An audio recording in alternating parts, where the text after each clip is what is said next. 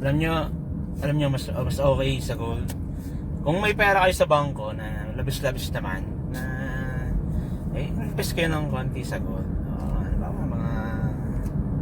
mga 10 grams after a year, after kahit a month lang, yung 10,000 10 grams mo pakakawalan, ay magiging ano na yan, times 2, kalimitan times 2. Alam mo na, mga palabasin mo lang mga 6 months. Pero yung pera na nandun sa bangko, yung pera mo na kinuha doon sa bangko, hindi siya kikita ng ganong kalaki doon sa bangko. Yung mga bangko, okay din yan. Iwanan mo lang dyan, kasi iwanan mo lang talaga yung pera mo. Diyan ginagamit nila yan pang-loan sa mga tao. Okay, sige. Sa ganito, biyahe tayo. Dito na ako sa palabas na akong bypass road ng Candelaria. Ingat sa akin, diretso ako ng Calabanga, Camarines Sur, Nabas ng Naga. Boom!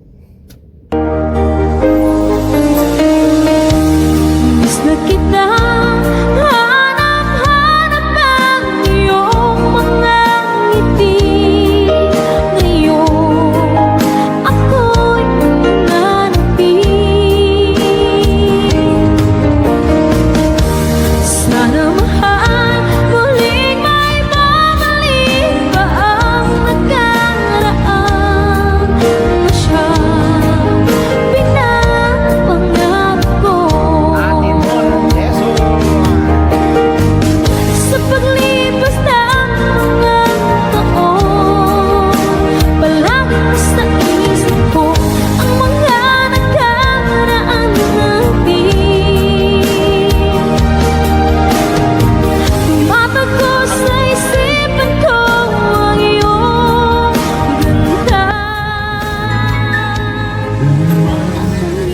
Timonan, Quezon!